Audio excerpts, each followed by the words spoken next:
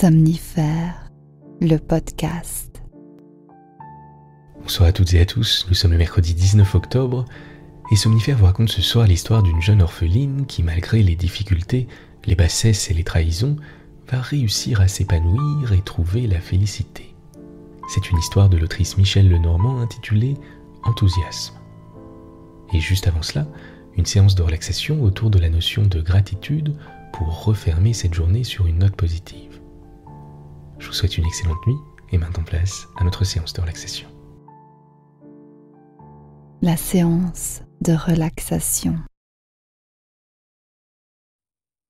Installez-vous confortablement.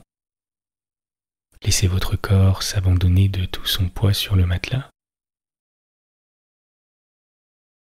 Mettez de côté toutes les petites choses du quotidien et quand vous le souhaitez, fermez les yeux. Il n'y a plus rien à faire, rien à penser, rien à planifier. L'heure est à la détente et tout le reste attendra demain. Prenez une profonde inspiration par le nez et faites en sorte de relâcher toutes les tensions à l'expire. Une seconde fois, on inspire profondément et on expire toutes les tensions. Laissez votre respiration tranquillement reprendre son rythme.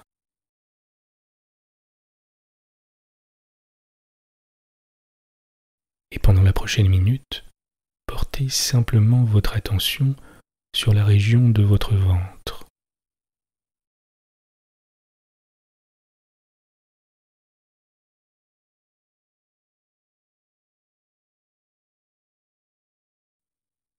Et laissez-vous tranquillement bercer par ces mouvements.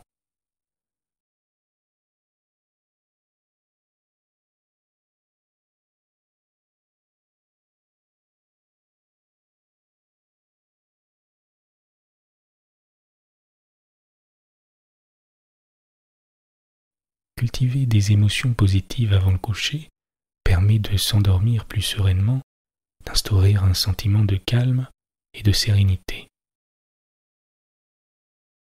Je vais vous demander à présent de songer à 3 choses pour lesquelles vous avez éprouvé de la gratitude récemment. Vous ne l'avez peut-être pas ressenti sur le moment, mais même dans les moments difficiles, il y a toujours des choses pour lesquelles on est en mesure de ressentir de l'appréciation. Ce peut être de toutes petites choses, comme le sourire d'un inconnu ou le texto d'un ami.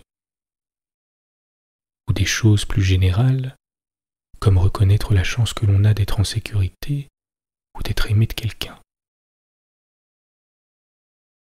Faites simplement mentalement une petite liste des choses en ce moment pour lesquelles vous ressentez de la reconnaissance, de l'appréciation, de la gratitude. Et concentrez-vous sur les émotions que cela provoque en vous. Je vous laisse un petit moment pour le faire.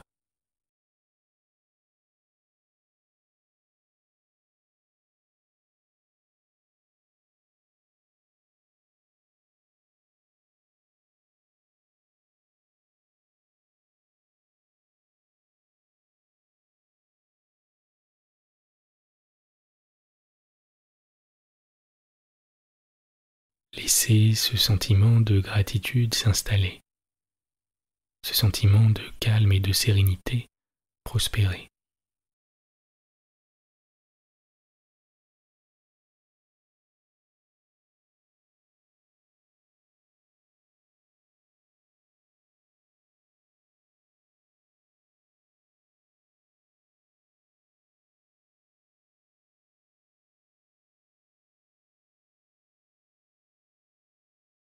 Portez votre attention sur vos 2 pieds et sentez comme une douce sensation de chaleur les envelopper.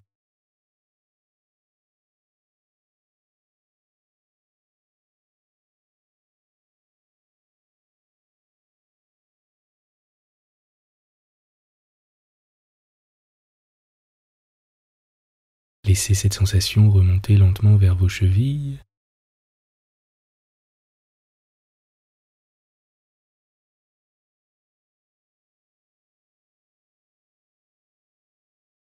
Vos mollets.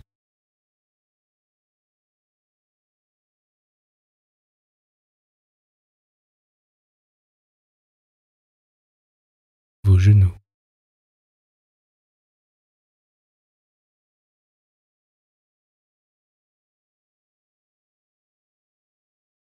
Vos cuisses.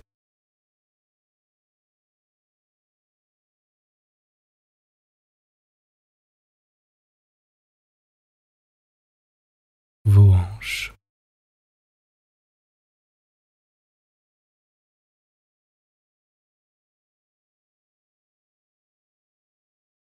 Votre ventre qui continue de vous bercer tranquillement.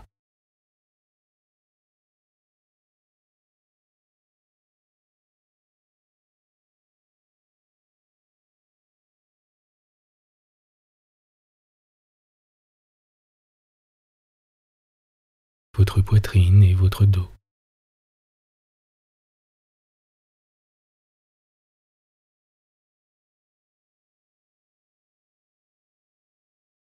Vos épaules qui sont complètement relâchées.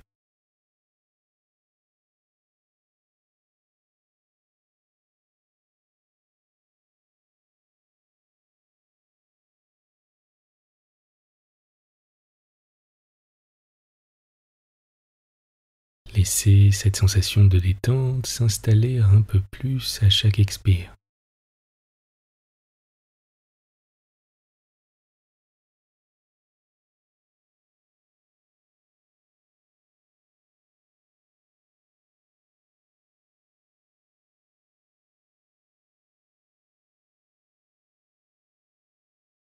Avant de rejoindre votre nuque, tranquillement, comme un subtil massage.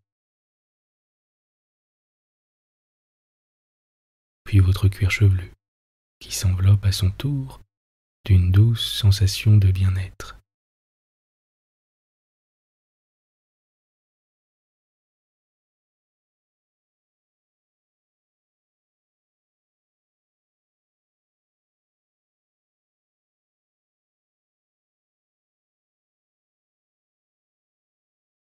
Pendant un court instant, ne faites rien d'autre que de profiter de cet état de détente et de quiétude.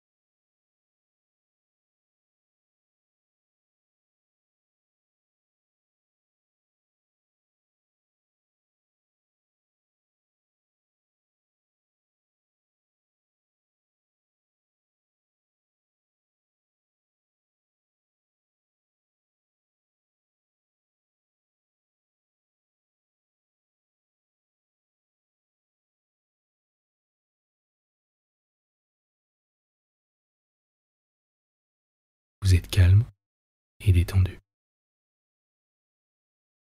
L'histoire du soir. Elle semblait sortir d'une boîte de surprise, et toute saisie, tout ébahie elle-même, que le couvercle se soit levé pour laisser passer sa petite tête ébouriffée. Elle n'était pas laide, mais elle avait toujours l'air de ne rien comprendre, et de fait, elle ne comprenait jamais du premier coup. Et souvent, elle ne comprenait pas non plus du deuxième. Il est vrai qu'il y avait contre elle la question de la langue, en plus de la lenteur de son esprit. Jane parlait surtout l'anglais. Elle était irlandaise, comme le révélait sa figure typique et chiffonnée. Son nez était retroussé à pleuvoir dedans. Sa bouche sinueuse, rose et bien découpée, restait malheureusement trop souvent baie.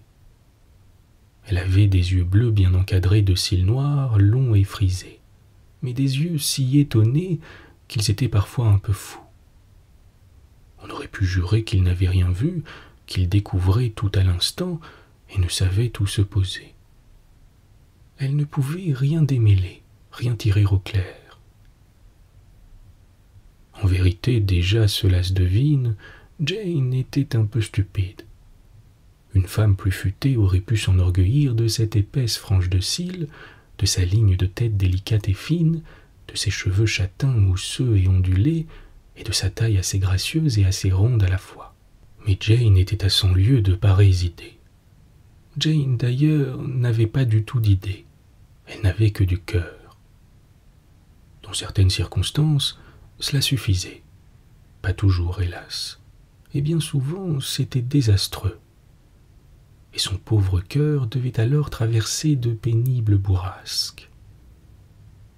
Car Jane, petite cervelle d'oiseau, Jane était en service, et Jane aurait dû savoir quantité de choses que des années et des années de routine ne lui avaient pas encore apprises. Pourtant, de quelle patiente et douce leçon elle avait bénéficié. Sa maîtresse était compatissante, pitoyable, miséricordieuse. Elle expliqua inlassablement la manière d'exécuter des travaux que Jane ne réussit jamais convenablement. Jane promettait tous les jours de se souvenir de ce qu'elle oubliait invariablement 5 minutes plus tard, comme par exprès. Jane cassait de la vaisselle et elle lavait mal celle qu'elle ne cassait pas. Jane renversait du lait, de la soupe, Jane faisait brûler les pommes de terre. Jane, en somme, excellait à rebours dans toutes les tâches ménagères, barbouillant les planchers, soulevant la poussière au lieu de l'enlever, salissant le linge qu'elle devait blanchir, jaunissant celui qu'elle repassait. Rien n'était à son épreuve, mais on la gardait quand même dans la maison où elle était arrivée à 13 ans, les yeux tout mouillés comme un petit chat qu'on aurait sauvé de la noyade. Elle était venue au Canada avec un de ces groupes de petites filles abandonnées que les vieux pays envoyaient alors aux nôtres par centaines chaque année. Des religieuses recevaient les émigrantes et se chargeaient de leur trouver un gîte. Vous pouviez les retenir d'avance, paraît-il. Il suffisait que vous vous engagiez à bien les traiter, à les élever, à les vêtir, à veiller sur elles, et à leur mettre chaque mois à la banque une somme fort modique qu'elles ne pourraient toucher que parvenues à l'âge de 21 ans. À 21 ans, elles redevenaient libres de rester où elles étaient ou de s'en aller ailleurs avec l'expérience ainsi acquise. Quand arrivait la petite que vous aviez retenue, on vous demandait de venir vous-même la chercher. Vous conserviez le droit de la ramener au couvent si elle se révélait trop difficile. En vérité, Jane était une de ces difficiles, mais on la gardait quand même. Sa compatissante et patiente patronne se disait « Elle fait trop pitié. Ailleurs, elle serait battue. » Et elle patientait. Jane, en reconnaissance, sans doute, lui manifestait un attachement passionné, et en maintes circonstances, son bon cœur suppléait à son intelligence. Et puis, elle pleurait pour exprimer ses regrets. Très vite, elle avait su dire « C'est pas ma faute, je l'ai pas fait exprès. » « Il ne manquerait plus que ça, » lui répondait-on. Elle ne comprenait pas l'ironie et les pots cassés restaient cassés sûrement, mais cette enfant-là pouvait-elle être tenue responsable de sa sottise et de sa maladresse? Elle faisait trop pitié, on la gardait. Jane faisait pitié depuis longtemps, depuis sa naissance. D'où sortait-elle? Qui l'avait aimée?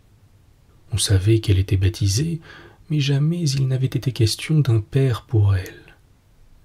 Elle avait une mère, mais une mère qui ne pouvait pas prendre soin d'elle, assura bientôt Jane, parce qu'elle était obligée d'aller travailler. Par des choses que dans son innocence Jane peu à peu raconta, il fut permis de croire que la mère était aussi obligée de boire. Il y avait un frère, un oncle, et peut-être une sœur dans son histoire de famille là-bas en Irlande. Mais dans tout cela, Jane n'avait rien non plus tiré au clair. Tout demeurait dans une obscurité complète, et peu de signes sensibles de l'existence de toute cette parenté traversaient l'Atlantique. Pourtant, Jane avait tant de cœur qu'elle pensait avec affection et indulgence aux siens qui l'avaient exilée. Elle écrivait à sa mère fidèlement tous les mois. Une fois par année à peu près, elle recevait un mot qui n'éclairait pas grand-chose. Jane devenait de plus en plus l'inconnue, mais c'était une inconnue fidèle qui ne se laissait pas oublier. Elle continuait à écrire sans se lasser et sans espérer de réponse immédiate. Elle finit par s'habituer à n'en recevoir que 12 en 12 mois. Tout de même, écrire à sa mère avec une pareille constance prouvait qu'on avait une mère, et Jane ressentait un certain orgueil à pouvoir se le prouver. Au jour de l'an, guidée par sa patronne, elle achetait aussi à cette mère fantomatique un beau cadeau et elle consacrait à cet achat tout ce qu'elle avait d'argent de poche. C'était un sentiment de générosité et de tendresse qui l'honorait. Parfois, un merci informe finissait par arriver. Souvent, Jane devait se contenter de dire « Je ne sais pas si ma mère a reçu son présent. Elle travaille si fort. Elle ne pourra peut-être pas m'écrire. » Jane ne s'appesantissait heureusement sur rien de cela. Elle avait de quoi s'occuper, ne fût-ce qu'à regarder grandir autour d'elle la famille où elle était entrée, qui s'enrichissait d'année en année d'un nouveau rejeton. Elle aimait les enfants et il la trouvait drôle. Quand elle était arrivée, on s'était dit « La pauvre ne connaît rien, ne sait rien faire, mais elle sera toujours bonne pour laver la vaisselle. » Elle avait alors commencé de mal la laver et de la bien casser, et elle continuait. Pauvre Jane. Pourtant, elle n'était à plaindre que parce qu'elle était dépourvue. Elle avait trouvé la maison idéale. Nulle part ses bévues n'auraient été pardonnées avec cette indulgence. Nulle part, elle n'aurait eu pour maîtresse une jeune femme aussi désintéressée, aussi attentive, aussi désireuse de l'aider, de la secourir au besoin, de l'améliorer. Celle-ci constata trop vite que son enseignement ménager tombait dans un sol inculte et pierreux. Elle tenta de compenser cet insuccès en endoctrinant Jane peu à peu, en lui communiquant un grand désir d'aimer Dieu et de travailler à acquérir pour le ciel autant de mérites que possible. Jane devint touchante de piété et admirable de foi. Les 8 années qui la conduisaient à sa majorité passèrent ainsi. Le seul changement, ce fut lorsque Jane probablement raconta dans ses fidèles et nombreuses lettres qu'elle toucherait à ses 21 ans toute une petite fortune. À cette nouvelle, la tendresse de sa lointaine mère parut se ranimer. Jane commença de recevoir des invitations pressantes. Il fallait qu'elle vienne revoir sa mère maintenant qu'elle était jeune fille. Jane demandait si elle avait les moyens de revenir au pays. Elle pouvait sûrement. L'intérêt composé du salaire accumulé tant d'années faisait vraiment pour l'époque un petit capital. Cette idée fichée en tête, Jane ne pensa plus à autre chose. Inutile de dire que la vaisselle volait en éclats et que tout brûlait. Si bien que sa patronne, à qui ses propres enfants donnaient déjà assez de tintouin, ne se fit pas prier pour lui organiser son voyage. Tout s'arrangea pour que Jane fasse la traversée sans tracas et sans danger. Sa mère serait au quai pour la recevoir, car elle habitait Liverpool. Jane partait avec un billet aller-retour. Un beau soir d'été, on l'accompagna au bateau. Tout était propre et agréable dans la cabine, si bien que la patronne de Jane se dit « Elle est chanceuse de faire cette traversée que j'aimerais tant à faire moi-même. » Un vent d'enthousiasme, d'appel au départ pour des pays aussi colorés que lointains, courait dans les couloirs du grand paquebot. Elle enviait presque cette petite bonne qui pourtant, soudain affolée, se cramponna à elle en pleurant, ne voulant plus partir. « Allons, Jane, soyez raisonnable. Vous n'avez donc point hâte de revoir votre mère. » Elle voyagea sans encombre. Mais 3 semaines plus tard, un message arrivait annonçant pour le lendemain son retour à bord du même paquebot. Que s'était-il passé? Comme ce bateau faisait la traversée en 9 jours, elle n'avait dû rester que 48 heures en Irlande. On fit en l'attendant des conjectures. Jane était si sotte. Peut-être que sa mère n'avait pas pu la rencontrer et que Jane n'avait pas su comment s'y prendre pour la retrouver. Quand elle surgit sur la passerelle, elle sortait plus que jamais d'une boîte de surprise. Et dès qu'elle aperçut sa patronne, elle se précipita, épanouie, heureuse, abasourdie, et sans attendre qu'on l'interrogeât, elle répéta sur tous les tons. « J'ai fait un si beau voyage, j'ai eu tant de plaisir à bord. » Tout ce qu'elle raconta portait en effet sur la bonté des gens envers elle, quand elle avait eu le mal de mer et quand elle avait eu si peur de la tempête. Pour les 48 heures passées au pays natal, impossible de savoir ce qu'elles avaient été. « As-tu rencontré ta mère » lui demanda-t-on. « Oui, mais il n'y avait pas de place pour moi où rester. Ma mère est bien pauvre, vous savez. » Et elle s'arrêta. Ce que l'on parvint à savoir de plus, c'est qu'elle avait donné tout son argent, $300, et qu'on l'avait ensuite reconduite pour prendre son bateau. Et elle conclut. « J'aime mieux ici. Liverpool, c'est une ville épouvantable, et il pleut toujours là-bas. » Elle se remit tout de suite à casser de la vaisselle, et elle paraissait si heureuse d'être au port qu'elle chantait et gazouillait toute la journée. Ce voyage l'avait appauvrie d'argent, mais apparemment bien guérie de l'amour de sa famille. Elle ne parlait plus de personne. Mais une semaine après son arrivée, Jane reçut une lettre. On la lui remit sans penser à s'étonner, parce qu'on avait autre chose en tête. Elle prit l'enveloppe, l'examina dans tous les sens avant de l'ouvrir, puis lorsqu'elle l'eut ouverte, elle devint rouge comme une pivoine, toute tremblante d'excitation, et ses yeux flambaient dans leur forêt de cils. Elle trépignait de joie en disant « C'était vrai ce qu'il disait. Il m'a écrit.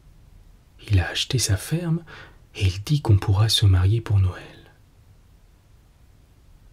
Cette fois, ce fut la patronne qui faillit casser le bol de crème qu'elle tenait. Jane, dans son patois embrouillé et souvent incompréhensible, avait bien raconté qu'en attendant le départ du paquebot à Liverpool, elle avait pleuré toute seule dans un coin à un bout du pont et qu'un jeune homme était arrivé et lui avait demandé ce qu'elle avait et l'avait consolée. Sans doute sous le coup de ses récentes émotions, avait-elle raconté là ce qu'elle taisait ici. Le beau-frère et la mère au-devant d'elle, son argent qu'on lui avait tout de suite demandé sous le prétexte de le mettre en sûreté, et la nuit affreuse qu'elle avait passée dans une espèce de bouge abandonnée, si bien qu'elle avait regagné le bateau comme un refuge. Et Dick l'avait prise en pitié. Il avait fini par lui faire comprendre ce qui était arrivé et qu'on l'avait invité que pour avoir son argent. Assez intelligente pour avoir honte d'avoir été dupe, piteuse, elle cacha tous les détails de cette aventure à sa patronne. Elle ne parla que de la vie à bord et de Dick. Mais comment ne pas penser que là aussi, elle s'était illusionnée, et qu'elle parlait à tort et à travers suivant son habitude. Était-ce vraiment possible qu'un jeune homme lui eût prodigué tant d'attention? Regardant Jane, sa patronne s'aperçut alors qu'elle était devenue jolie, et que son air de boîte de surprise, pour ceux qui ne la connaissaient pas, pouvait avoir le charme de l'innocence, de la naïveté si seyante à la jeunesse. Et sûrement, Jane n'était pas rusée. Cela, Dick pouvait en croire ce qu'il avait vu. Quoi qu'il en fût, le destin de Jane fut fixé. Ce voyage ridicule, coûteux, ce voyage aurait servi à quelque chose. Dick continua à écrire et Jane continua à chanter. Dans toutes les lettres, il parlait du mariage et priait Jane d'arranger son départ pour le 15 décembre. Comme sa patronne hésitait à la laisser repartir pour une seconde aventure qui pourrait bien ressembler à la première et avoir des conséquences plus désastreuses, elle reçut elle-même une lettre. C'était un curé qui lui écrivait.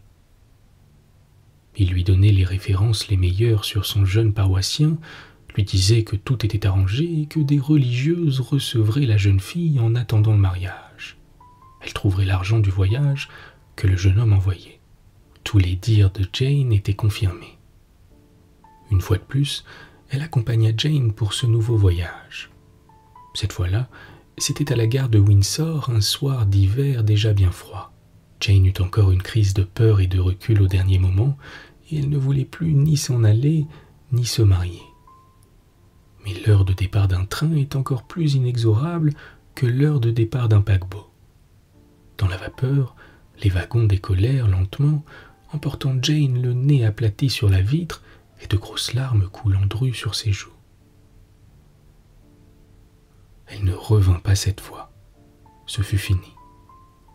Plus de Jane dans la maison, plus de Jane jamais. Quelques années plus tard, elle envoya la photo de son mari, de sa petite fille et d'elle-même. Ils étaient tous souriants. Et elle annonçait qu'elle attendait un autre enfant et qu'elle avait une bonne servante. Bonne nuit. Bonne nuit.